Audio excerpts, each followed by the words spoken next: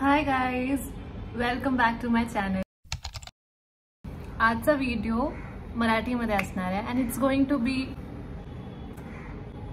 मराठीमध्ये असणार आहे बोलून मी इंग्लिशमध्ये स्विच करते. तर आज मी या व्हिडिओमध्ये सांगणार आहे माझा एक्सपिरियन्स चल भावा सिटीमध्ये कसा होता आणि मी या शोमध्ये कशी सिलेक्ट झाली आणि कसा स्टार्ट झाला शो आणि हाव वॉज एक्सपिरियन्स. आणि त्याच्यानंतर आता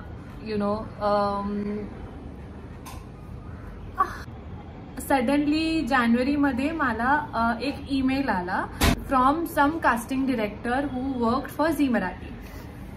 तर फर्स्ट ऑफ ऑल तो ईमेल बघून तर मला वाटलं की जोक आहे किंवा असे फ्रँक ईमेल्स येत राहतात. एस्पेशली तुमचा जर असा थोडासा पब्लिक अकाउंट आहे आणि तुमच्याकडे थोडेफार फॉलोईंग आहे तर तुमच्या ईमेल्स आणि DM मध्ये असे सगळे मेसेजेस पडलेले असतात की आम्हाला तुम्हाला या मूवीमध्ये कास्ट करायचं आहे, असा फोटोशूट आहे किंवा असं आहे तसं आहे. तर मग फर्स्ट ऑफ ऑल जेव्हा मी तो ईमेल वाचला मी तर बिलीव्ह नाही केलं आणि it was for like a reality show वगैरे. तर मी बोलली जर क्रॉस चेक करून बघूया आणि टर्न्स आउट जे कास्टिंग डिरेक्टर ज्यांनी मला रीच आउट केलं it was like a legit person. Like मी एक अकाउंट वगैरे चेक केला तर मला कळालं की it's not like a scam message.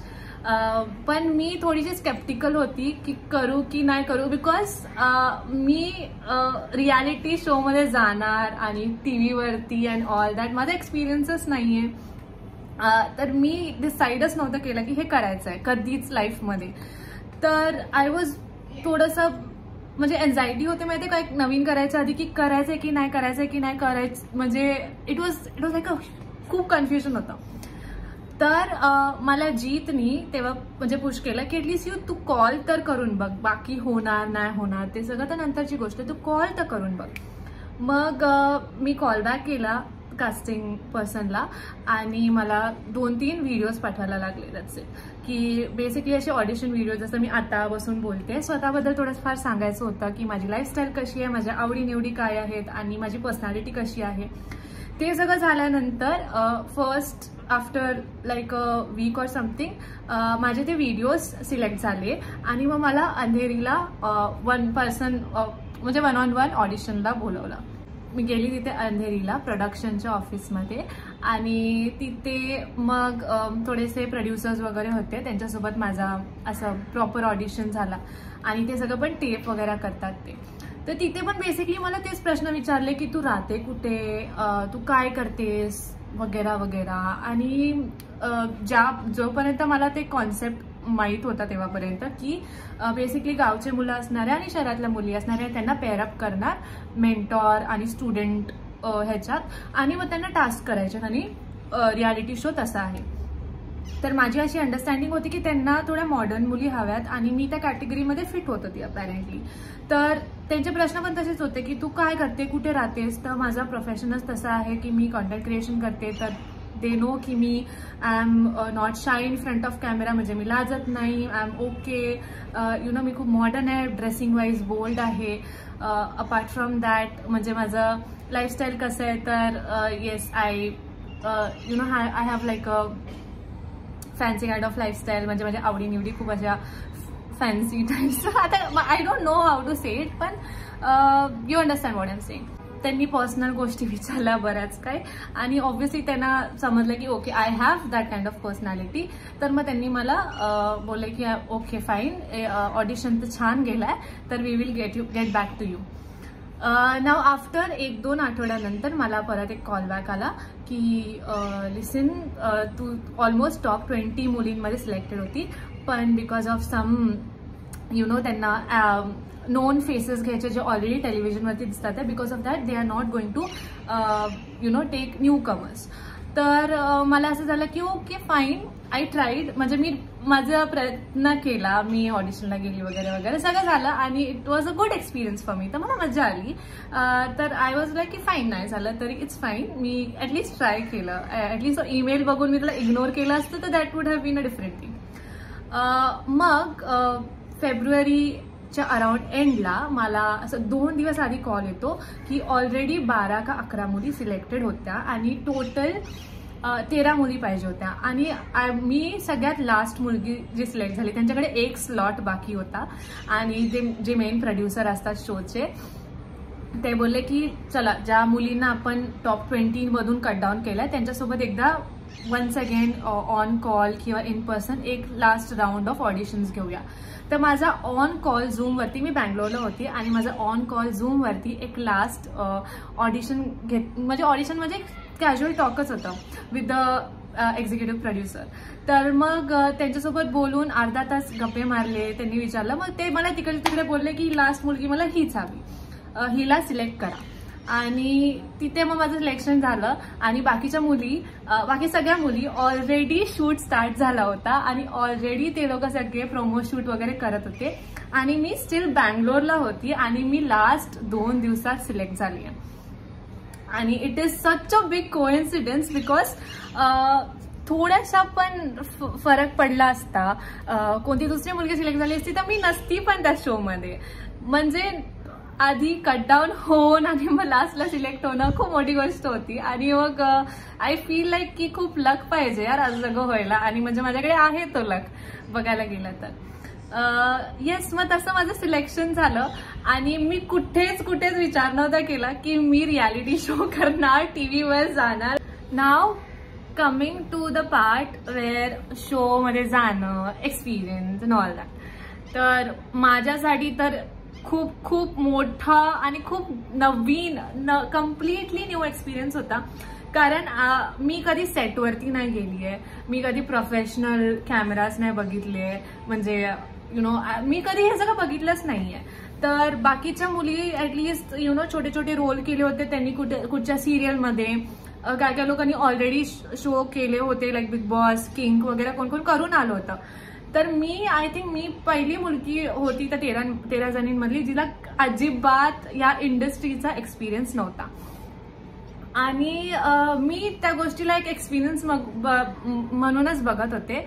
आणि जेव्हा आमचा प्रोमो शूट वगैरे चालू होता, जे एंट्री वगैरेचा शूट होता फर्स्ट डेला, तर तेव्हाच फर्स्ट थिंग मी तर 2 दिवस आधी जेव्हा डान्स रिहर्सल झालेला बाकीच्या मुलींच्या, मी तर डान्स रिहर्सलला पण नव्हती. मला तिकडे 2 मिनिटं आधी त्यांनी स्टेप्स सांगितले आणि बोलले जाऊन स्टेजवरती नाच. आणि फर्स्ट टाइम आहे तर मी तिकडे मेकअप आर्टिस्ट कडून मेकअप करून घ्यायचा वगैरे. मला काहीच आयडिया नाही की मेकअप आर्टिस्टला सांगू पण शकते मी की असा मेकअप करा तसा मेकअप करा. तर इफ यू रिमेंबर ज्यांनी शो बघितला असेल फर्स्ट एपिसोडमध्ये मी तर इतकी बेकार दिसते पण आहे आणि काही पण बोलली पण आहे त्या स्टेजवरती जाऊन. कारण त्यांनी त्यांच्या ह्याच्यामध्ये मेकअप केला जो मला सूट नाही झाला आणि मग वॉट एव्हर. पण at the end it was म्हणजे एक्सपिरियन्स चांगला होता. मला स्टेप्स सांगितले, ओके हे करायचंय, मला स्टेजवरती टाकलं, इकडून 10 कॅमेराज, इकडून 10 कॅमेराज, समोरून 10 कॅमेराज, 30 कॅमेराज आहे, अख्खी क्रू आहे, त्यांच्यासमोर मला नाचायचं. पहिला गोष्ट मला सांगितलं स्टेजवरती जाऊन नाच. मी तर अशी मुलगी आहे जिनी ना अॅन्युअल डे मध्ये पण जास्त पार्टिसिपेट नाही केलंय. मला जबरदस्ती टाकलं ना तेव्हाच मी डान्स करायची स्टेजवरती जाऊन. त्याच्याशिवाय मी असं स्वतःहून जाऊन डान्स अजिबात नाही. मला डान्स येत पण नाही. आणि पहिलीच गोष्ट मला ते सांगितलं फर्स्ट दिवशी, रेडी हो मेकअप करून आणि मेकअप वगैरे होऊन जा, तुझा शॉट आहे, तुझं एंट्री घेतात. आणि आय वॉज नो, मी थोडी स्टेज झाली की माय गॉड माझं बिलकुल म्हणजे काय करायचं आहे आणि काय नाही करायचं आहे. आणि माझ्यासोबत आय थिंक तेव्हा माझ्या नंतर एंट्री होती काजलची किंवा माझ्या आधी होती.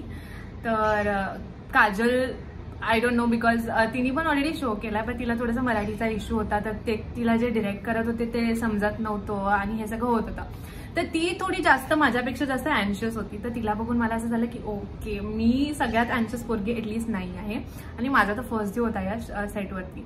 तर मग मी जेव्हा स्पॉटलाईट आले, कॅमेरा सुरू झाले आणि मग मी स्टार्ट केलं नाचायला, त्यावर ओके आय लाईक इट, मला आवडतंय स्पॉटलाईट मध्ये असणं, कॅमेराज माझ्यावरती आहेत. तर मला तेव्हा ऍट दॅट मोमेंट मला रिअलाइज झालं की एव्हरीथिंग इज बाय डिझाईन. असं कोण पण उठून कुठे पण येऊ नाही शकत. मी जिथे सिलेक्ट झाली त्याच्या मागे खूप मोठा रिझन असणार. ऑब्व्हियसली इन दॅट मोमेंट मला रिअलाइज झालं की I am meant to do this, की मला आवडतंय हे असं always attention, all this glam and all that. तर मग तिथून सुरुवात झाली. तर मग मी माझे जे हेजिटेशन्स होते मनात, जे डाऊट होते की माझ्याकडून होणार नाही होणार, बाकीच्या एक्सपिरियन्स्ड आहेत सगळ्या आणि इंडस्ट्रीमधून आहे आणि मी इथे फिट होते की नाही होत, तर ते सगळे हेजिटेशन्स माझे गेले निघून. फर्स्ट 2 आठवडे जर तुम्ही लोकांनी, जे लोकांनी बघितला असेल शो, त्यांना दिसलं असणार की मी जास्त एपिसोड्समध्ये दिसत नाहीये. बिकॉज मी अशी पर्सन आहे जिला थोडासा टाइम लागतो एका नवीन सेटिंगमध्ये लोकांसोबत ओपन अप व्हायला. तर स्टार्टिंगला तर ऑब्व्हियसली ज्या लोकांचं जमलं ड्रेसिंग रूममध्ये, मेकअप रूममध्ये, त्या लोकांचं जमलं. तर माझं स्टार्टिंगपासूनच थोडं गायत्री, रेवती, गुरलीन, जोआना, अजून कोण, अनुश्री, ह्या म्हणजे आमचा जो कावळा गँग होता, आमचं सगळ्यांचं खूप जमलं होतं स्टार्टिंगपासून. येस, मग तिकडून तर मग इझी झालं. बिकॉज जसे फ्रेंड्स बनले त्याच्यानंतर मग it was easy to get along. फक्त मुलांसोबत थोडंसं ऍडजस्ट करणं थोडंसं हे झालेलं, कारण रिअल लाईफमध्ये पण जास्त मुलं फ्रेंड्स पण नाहीयेत. ओके, माझ्या घरी पण आम्ही 4 बहिणी आहोत, तर मला भाऊ पण नाहीये. द मोस्ट मेल इंटरॅक्शन माझा जो झालाय आयुष्यात तो माझ्या पप्पांसोबत झालेला आहे. तर मला असं मुलांची जास्त ना सवय नाहीये. आणि सडनली एका घरात आम्ही 13 मुली, 12 मुलं, आणि तिथे टास्क करायचं आहे, त्यांना कन्व्हिन्स करायचं आहे, त्यांना हे सगळं करायचं आहे. तर इट वॉज खूप जास्त आउट ऑफ कम्फर्ट झोन होतं माझ्यासाठी. पण कसं तरी मी जमवून घेतलं. म्हणजे एकदा त्या सेटिंगमध्ये येतो ना, तर तेव्हा ते सगळं होऊन जातं. कसं तरी जमवून घेतलं. मग डिसाईड झालं रामा पार्टनर होणार आहे. तर जेव्हा मला समजलं रामा पार्टनर होणार आहे, आय वॉज काइंड ऑफ, मी खूप खुश झाली. कारण बाकीच्या मुलांमध्ये रामा होता चंदनपुरी मालेगावचा, आणि माझ्या आजीचं गाव पण मालेगाव आहे. तर म्हणजे किती कोइन्सिडन्स असू शकतो ना, किती योगायोग. कारण मी ही गोष्ट शोवाल्यांना सांगितलीच नव्हती, त्यांनी हे विचारलंच नाही. तर मी काय सांगितलं नाही की मी माझं गाव मालेगाव वगैरे. तर दे डिडंट नो. तर खूप कोइन्सिडन्सनी माझं आणि त्याचं पेअरिंग झालं, रामाचं आणि माझं. आणि त्या गोष्टीवरून आमच्या दोघांमध्ये थोडंसं स्टार्टिंग पासून एक चांगला बॉन्ड होता. आणि तो आहे रामा 18-19 वर्षाचा, मी आहे 27 वर्षाची. आमच्यामध्ये तो इतका मोठा गॅप आहे की तो मला असं दिदी दिदी करायचा, मग मी त्याला असं लहान भावासारखं सांभाळलं. तर मग तिथून मग स्टार्ट झाले. एव्हरी डे टास्क असायचे, लवकर उठा, फटाफट रेडी व्हा, प्रिपरेशन करा टास्कसाठी, टास्क करा जाऊन, टास्कचे लोकेशन वेगवेगळे, तर तेवढं ट्रॅव्हलिंग पण असायचं. बट आम्हाला टायमावरती सेटवरती खायला वेळेला सगळं मिळायचं. फक्त झोप खूप कमी व्हायची बिकॉज शेड्यूल खूप टाईट असायचा. आम्ही सगळे, जर तुम्ही शो बघितला असेल तर तुम्हाला दिसतं आमचे डोळे सुजलेले आहेत, आम्ही असं दमलेलो बसलोय, आम्ही असं झोपेत बसलोय.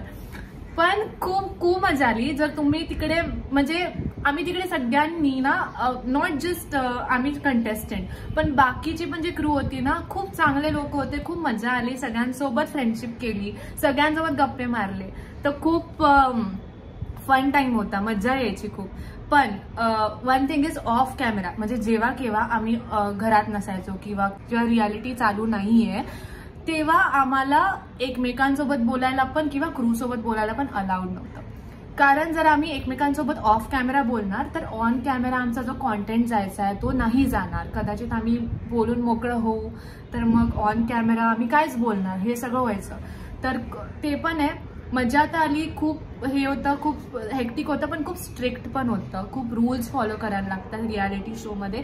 तर येस, 3 महिने राहणं अशा सिच्युएशनमध्ये डोका मगजनू दही होता है. सच में खरंच डोक्याचं दही होतं.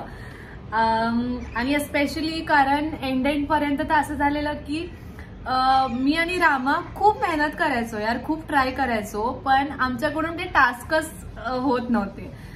मी उलटा ऍक्च्युली शिकवायला बघायला गेलं तर बिकॉज माझा टीचिंगमध्ये एक्सपिरियन्स आहे, तर मी शिकवायची खूप मनापासून, खूप शिकवलं. पण रामा थोडासा सगळ्यात लहान होता, एक तर क्रिश आणि रामा दोघं लहान होते.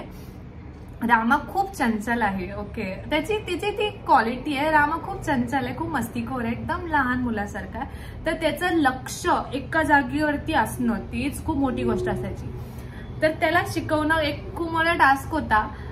पण मी तरी सुद्धा मी चेंज नाही करणार पार्टनर.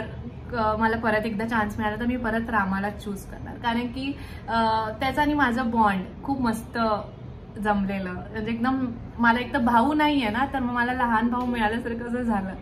तर आम्ही खूप मजा करायचो, खूप खूप चिडायची मी त्याच्यावरती. आमच्या दोघांचं तो खूप भांडण व्हायचं, आम्ही रोज भांडायचो, रोज.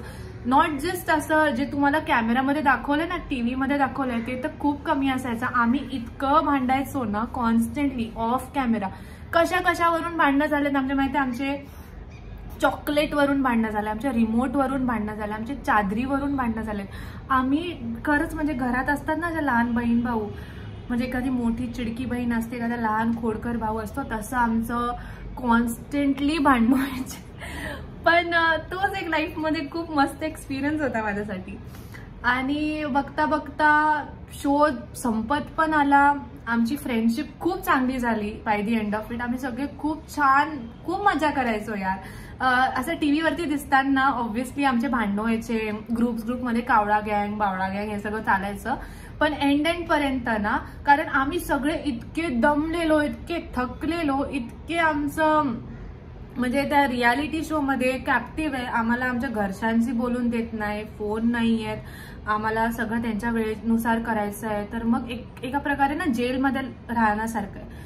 तर त्या सिच्युएशन मध्ये तुम्ही 3 महिने जर राहत आले ना, तर तुमचा एंड पर्यंत तुम्हाला असं होतं की अरे तू पण सेम सिच्युएशन मध्ये, मी पण सेम सिच्युएशन मध्ये.